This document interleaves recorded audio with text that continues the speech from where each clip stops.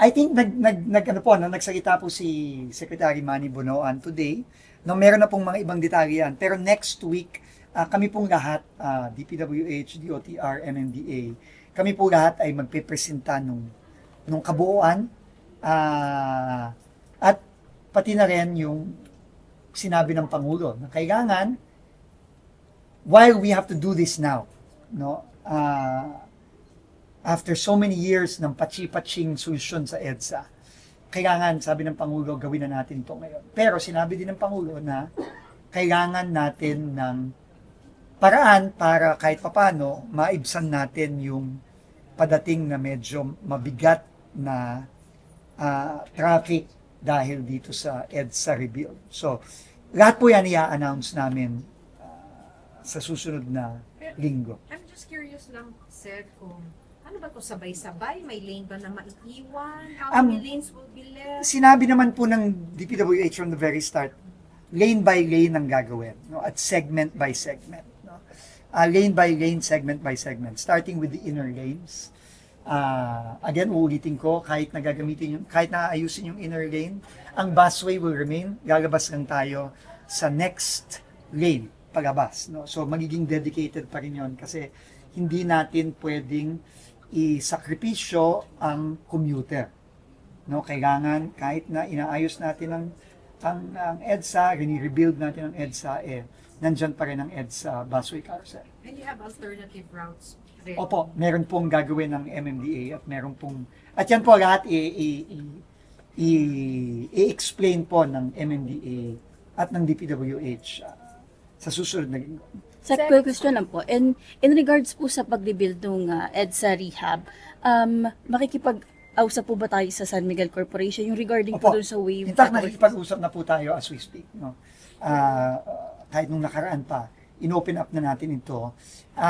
Kampante po tayo no, na kaya po natin gawin ito. Kailangan ng pag-usapan ng detalye with San Miguel Corporation. Pero tingin ko, in the spirit of bayanihan, pwede tayong magtulungan. Pero again, uulitin ko, no? Wala pang final na plano dito at detalye. Ito pinag-uusapan pa lang. At hopefully in the next week, mafa-finalize na natin. You mean yung paglibre sa paglibre ng Skyway. Yung parte ng Skyway para magkaroon ng alternative route ang mga dadaan ng EDSA na hindi na kailangan magbayad muna habang nagre-rebuild tayo ng EDSA. Is that receptive? Are they receptive to your proposal? Receptive kasi hindi naman to talaga libre para sa motorista, pero hindi naman ibig sabihin na hindi mako-compensate ang San Miguel. You're subsidizing, sir? No, I don't know yet if it's a subsidy, no? So please do not make conclusions na wala pa. Pero may mga iba't ibang paraan para mabigyan ng reprieve ang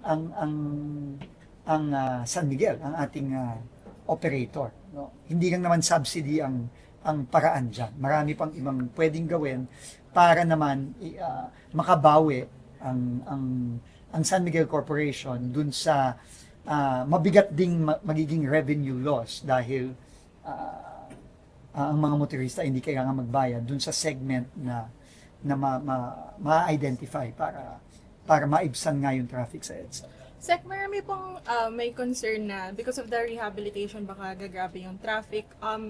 Can you elaborate lang po ano yung magiging benefits sa commuters, sa motorists ng rehabilitation? Unang-una po, it's na, hindi siya baka. Sigurado po tayong kasi ang lanes mo, mababawasan eh. Sigurado po yun. Hindi ako nandito para mambola. No? Sinasabi po natin ang totoo na talagang may perwisyo yan, pero kailangan po talagang gawin. And ang benepisyo po dyan ay isang EDSA na hindi na lubak-lubak, hindi na patsi-patsi, ang EDSA na smooth na ang dadaanan natin.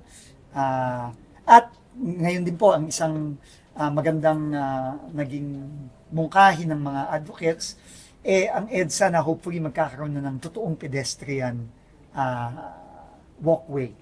No, na hindi ka mukha ngayon na kung pedestrian ka sa EDSA, hindi mo alam tatamaan ka ng bus o tatamaan ka ng sasakyan, no? Elevated. Hindi.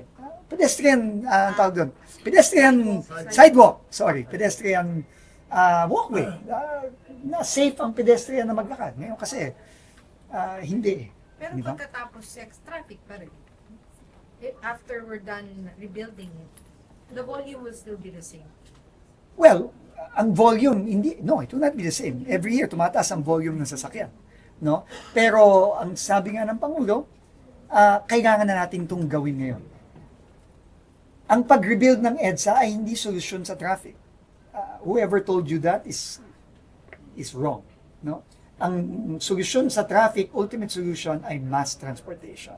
Kaya nga pinapamadali din ng ating Pangulo ang lahat ng mga malalaking proyekto tulad ng subway, tulad ng pagsasaayos ng common station, ng MRT-7. Yan po ang magiging ultimate solution sa traffic. No? Sir, Wala pong mabilisang solusyon sa traffic. Sir, do we have completion date lang para aware yung mga kababayan natin na at least hanggang this timetable? Ang sinabi naman po ng DPWH nung mga nakaraan ay 1.5 to 2 years. Okay, so until next year po. Sir, apart from pedestrians, parang how can it help improve road safety, yung EDSA rehab po? Lalo na parang we always say motorists yung laging nasasangkot sa road crashes. Like, how does it help? Unang-una, ang pagpapasaayos ng kalye ay isang malaking bagay na sa pag-reduce ng chance ng car crashes. Bibigyan ko kayo ng halimbawa. Kahapon po nag-inspect ako ng PhilAm station. At doon po sa busway mismo, sa dedicated inner lane, nakatuklap na ho yung konkreto. Delikado po yun. Kasi pag dumaan doon ang bus, at ngayon dumadaan ang mga bus doon, malaki po ang tsansa na tutuklap ang gulong. At pag tumuklap ang gulong, malaki ang tsansa na mag-out of control yung bus at may maa-aksidente. So, pag yun po ay naayos, and naayos ng pangmatagalan na, hindi yung aayusin ng pachi-pachi ngayon, tapos after 6 months, sira na naman, yung chance ng aksidente ay mataas. So, kaya sabi nga ng Pangulo, once and for all, ayusin na natin.